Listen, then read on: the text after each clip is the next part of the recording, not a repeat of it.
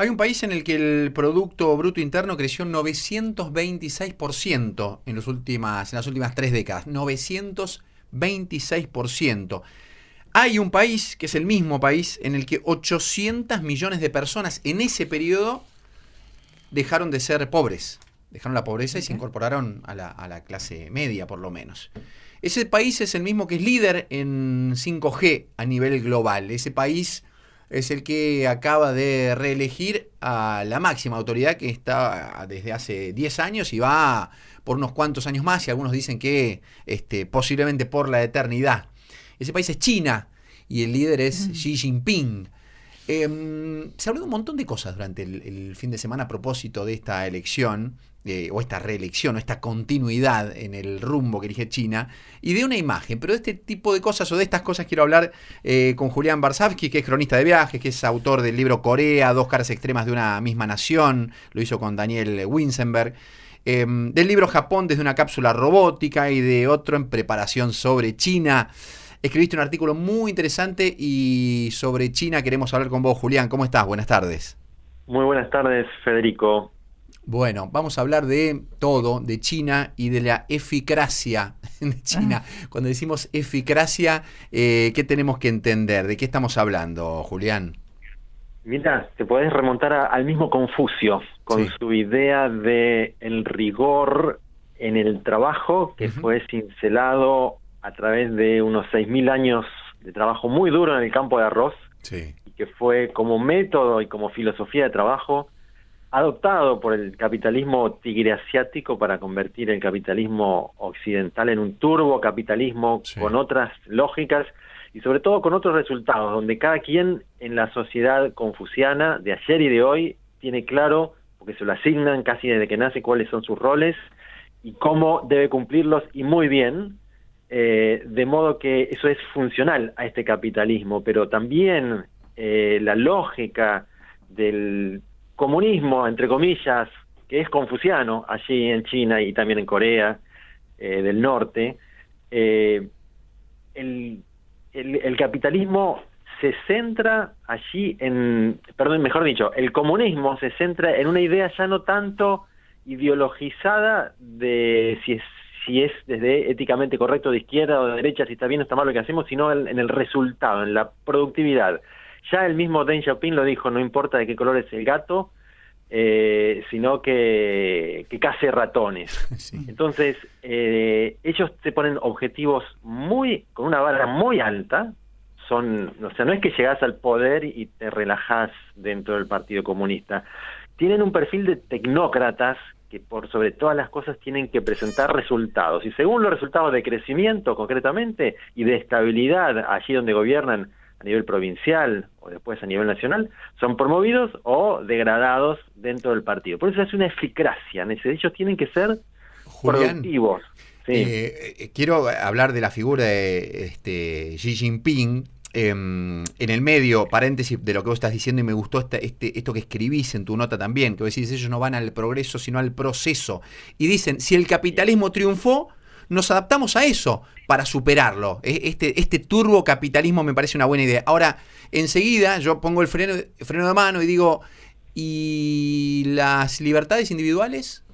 ¿En qué están? ¿Es una bueno, democracia? No. ¿Pero es una dictadura lo que pasa en China? eh, sí, sí. Es complejo siempre, o sea, nunca es complejo, tiene sus peros aplicar conceptos occidentales al Oriente. Eso Sí. tiene sus peros, lo cual no implica que uno vaya a crear un relativismo cultural extremo, de decir, bueno, todo se vale, todo se justifica porque son otros. Ellos, por un lado, nunca han tenido democracia, nunca. Hubo un pequeño etapa republicana que les funcionó muy mal porque fueron colonizados por las potencias extranjeras Ujú. que los desmembraron, o sea, les quedó muy mal recuerdo de la democracia, y aparentemente hay como un consenso en que también la China de hoy necesita un emperador. Ellos tienen ya la concepción desde la dinastía Han del emperador como un gerente que administra catástrofes, ¿no? Ajá. El emperador tenía que enfrentar las recurrentes desbordes del río Amarillo y las sequías y las hambrunas y los ataques que llegaban desde los mongoles.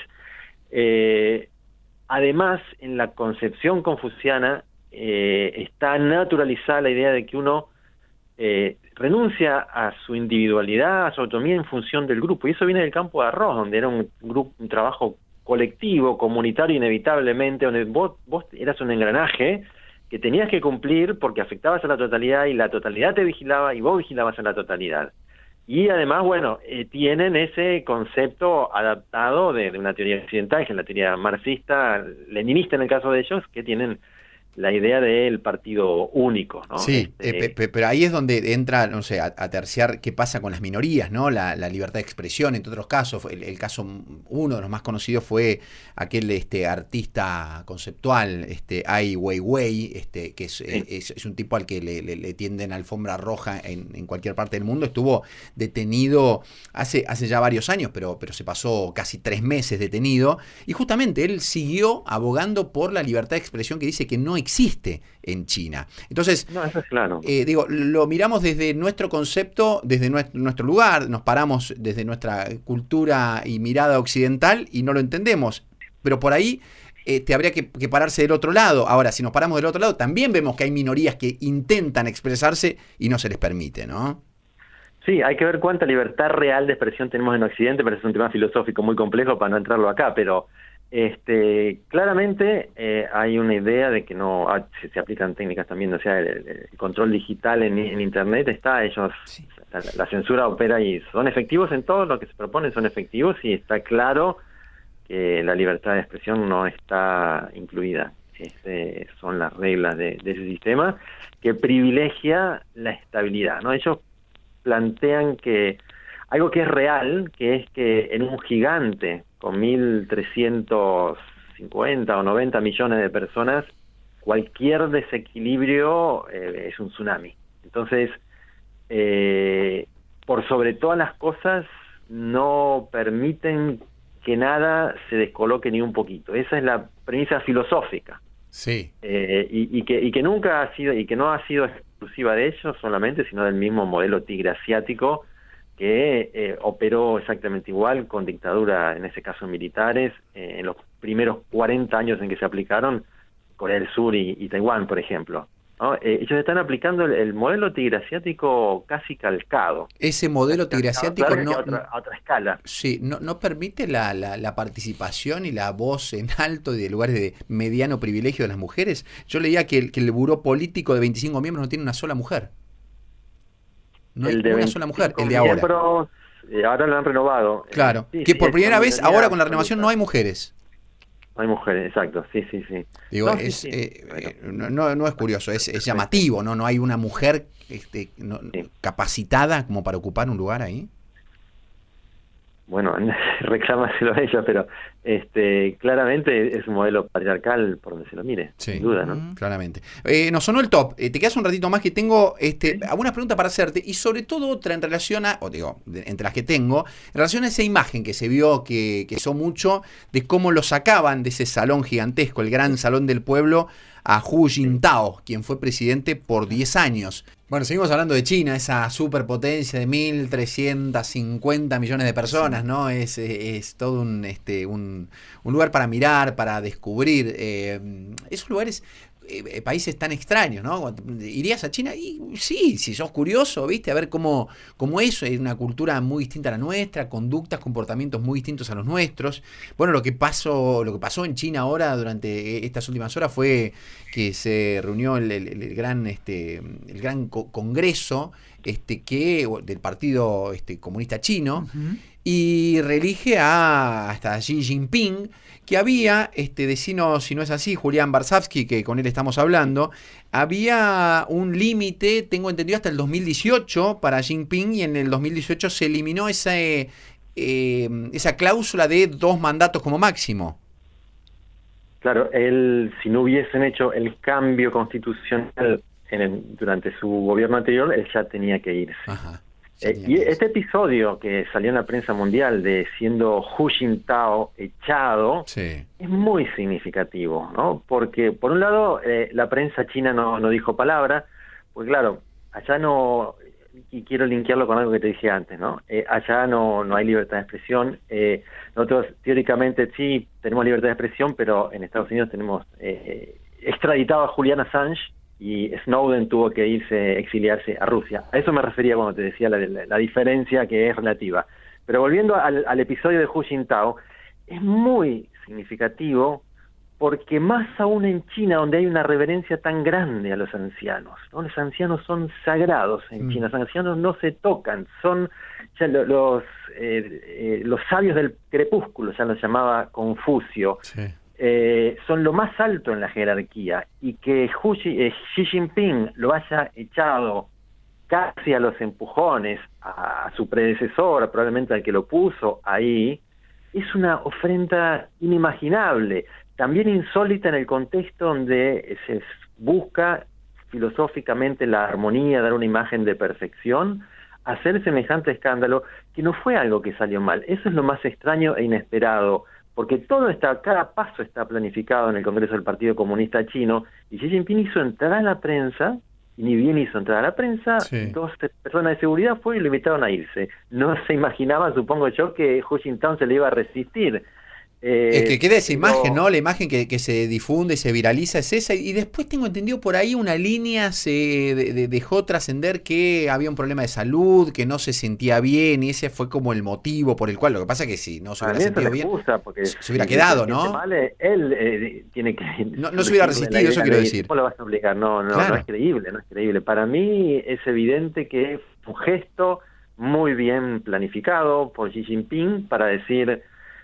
cualquier resabio de quienes me predecieron, de quienes estuvieron antes que yo, cualquier resabio de la lógica que dejó Deng Xiaoping, el heredero de Mao, de que el poder iba a estar, digamos, distribuido entre ellos y se iban a elegir entre ellos, eso quedó atrás. El mensaje, para mí, por lo menos hasta donde yo sé y tengo algunas fuentes en China, es acá mando yo. A partir de ahora no se me discute el poder y me voy a quedar hasta que quiera. Sí, aparte renovó esa mesa chica, yo la llamo en nuestros términos, ¿no? Tiene su nombre, que son 6 o 7 que son de los fieles a él, ¿no? Son 7, y ellos son los que eligen al secretario del partido y al presidente, de modo que si vos elegiste a los 7 que votan, no te van a votar en contra.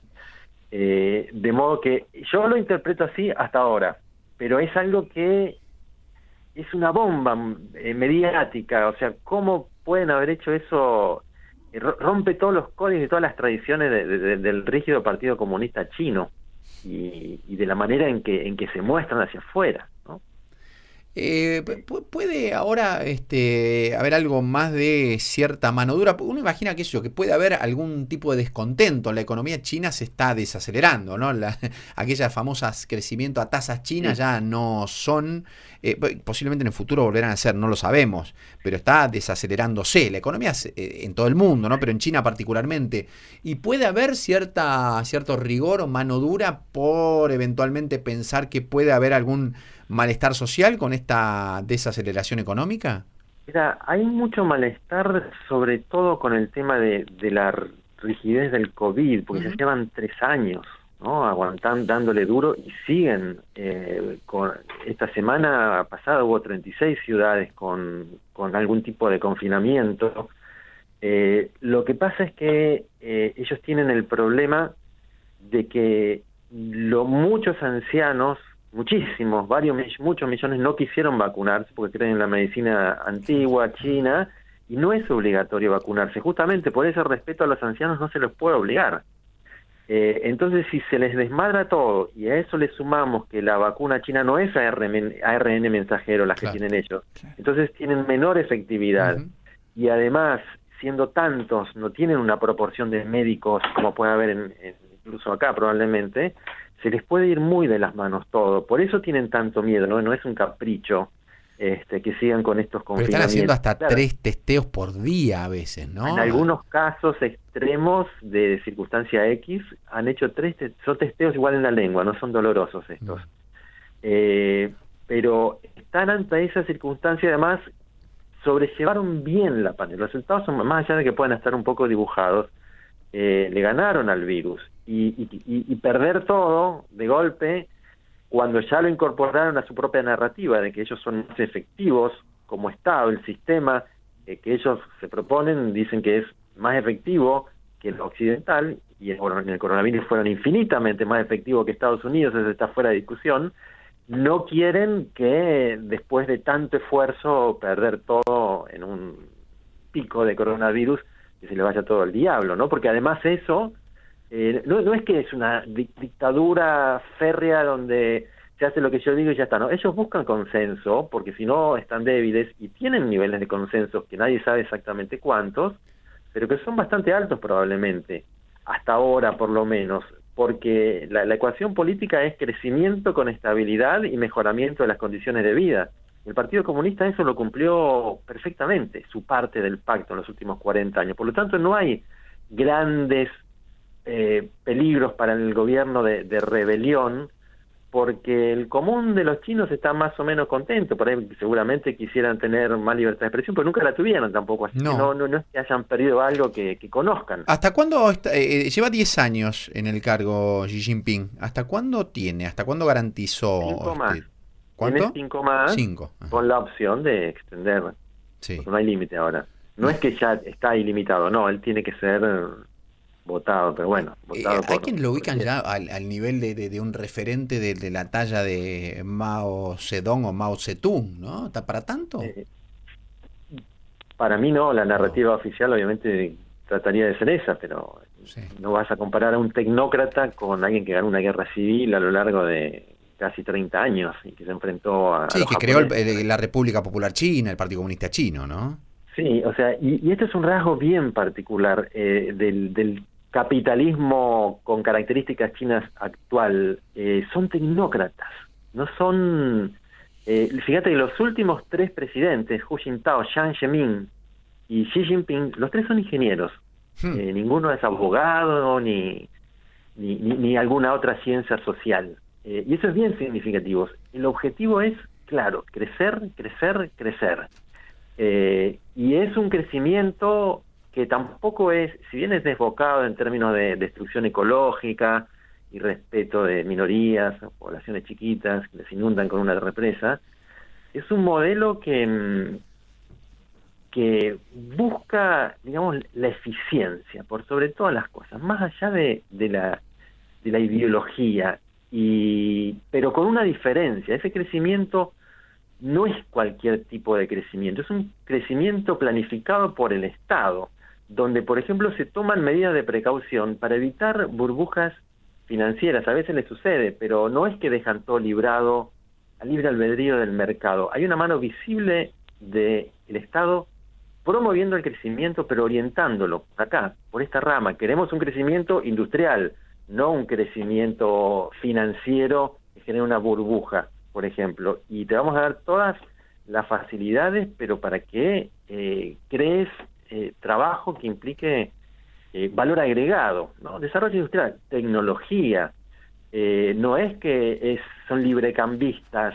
Ellos aprovecharon muy bien la globalización, pero ellos cuidaron siempre, ellos nunca abrieron la ventana de su economía, siempre pusieron un mosquitero. Esto entra, esto no entra, entra lo que nos conviene. ¿Quiere venir Apple? Venga, pero nos tiene que abrir el paquete tecnológico, nosotros vamos a aprender. Ahora a Apple ya no le conviene mucho porque ahora los chinos ya no trabajan por un plato de arroz, tienen que pagar más, prefieren irse, por ejemplo, a Vietnam o a Camboya, y a los chinos le dicen, quieren irse, váyanse, no hay problema, lo que necesitamos ya lo tenemos, ya aprendimos, ahora tenemos a Huawei, por ejemplo. Y eso es taoísmo puro, ese es el arte de la guerra de Sun Tzu, casi calcado lo podemos ver, y tiene ese libro, ¿cuánto? Como 2800 años me parece. Impresionante. Didi derrotó a Uber, lo dejó entrar. ¿Querés entrar? Adelante. Le metieron por ahí algunos topos a ver cómo trabajaban, pero por sobre todas las cosas, Uber vino a la manera occidental, fue al choque, fue a luchar, a pelearle el mercado a los taxistas que estaban de toda la vida. ¿No? Acá pasó por más hace poco, les agarraban a piedrazos a los de Uber, los taxistas, porque les terciarizan las relaciones laborales. Didi no hizo eso, dijo, si quieres ser taxista, seguí siendo taxista, yo te ofrezco esto, y hacer las dos cosas a la vez. Y Didi, es más larga la historia, pero yo hice una contratapa en página 12, si quieren buscarla sobre este tema. Didi le ganó la batalla a Uber. Uber perdió $1.000 millones que los aportó al Producto Bruto chino, por cierto, le tuvo que vender sus negocios a Didi y se fue derrotado. Y Didi tiene ahora casi el monopolio en China y está en 25 países más. Julián, ¿qué tal? Viviana Aye te saluda, ¿cómo estás? ¿Cómo estás? Muy bien, en este programa el otro día hablábamos con Federico Sever acerca de lo flexible que es el gobierno de China con las aplicaciones de citas, que parece una cosa de color o graciosa, pero no lo es, porque hay mucha preocupación porque son 30 millones más de hombres, ¿no?, que de mujeres en China, y están muy preocupados, decía este estudio que compartíamos con Federico la semana pasada, por la soledad de los hombres, y que por eso son flexibles con estas aplicaciones. ¿Vos podés decir que estás de acuerdo con esto que dice el estudio? No lo conozco, no tiene ningún problema con aplicaciones de citas porque no son moralistas a la manera islámica, por ejemplo. Eso no tiene problema. Hay un problema, sí, de que hay todavía muchos más hombres, es una histórica. Que mujeres, sí, claro. No está clara porque se esperaban siempre hombres, esto ya viene de la mentalidad campesina, claro, de la aldea rosera, donde necesitaba mano dura, fuerte para trabajar. Y obviamente en una sociedad totalmente patriarcal donde se valoraba especialmente mucho más al hombre que a la mujer, y hasta sucedía, bueno, se hacían abortos y venía una mujer o a veces hasta mataban los bebés. Pero el hecho más importante es que tienen ahora tasa de creciente natalidad. Fíjate vos cómo se repite el 5% en todos los países del modelo tigre asiático. Ahora, Japón tiene tasa de creciente natalidad, Corea del Sur tiene peor, está todavía, y ahora China tuvo que hacer la política un solo hijo para que a la fuerza para no seguir creciendo. Bueno, ya tuvieron que sacarla porque el mercado se ocupó de eso, es demasiado caro, trabajás demasiadas horas, no puedes ocuparte de un hijo. Entonces ahora la preocupación es que se está envejeciendo la población y para el crecimiento que ellos tienen planificado para alcanzar a Estados Unidos, necesitan que no decrezca ahora la población, porque estamos hablando de totalidad de Producto Bruto Interno. Entonces ahora la política es la inversa, estimulan, se dan plata para que tengan más hijos. Fíjate vos cómo se dio vuelta todo por ese hipercapitalismo que ellos incorporaron, que es el del modelo tigre asiático, que produce también, entre otros efectos colaterales, en todos estos países una muy alta tasa de suicidios. Claro. Y sé que también está subiendo en China. No está a los niveles de Corea del Sur, que es prácticamente la más alta del mundo, algo comparado con unos países muy pequeños, y Japón también. Japón ha mejorado un poco, pero aún la sigue teniendo altísima. Julián, te agradecemos mucho por tu tiempo. Nos extendimos porque nos interesa tu mirada, sabes mucho y esto, ¿no? Poder saber, poder entender y no prejuzgar sobre lo que nosotros miramos, observamos y recibimos todo el tiempo respecto de China, que es la economía 1 o 2 del mundo. Así que nos sirvió un montón charlar contigo. Muchísimas gracias. Bueno, muchísimas gracias a ustedes. Hablamos con Julián Varsavsky.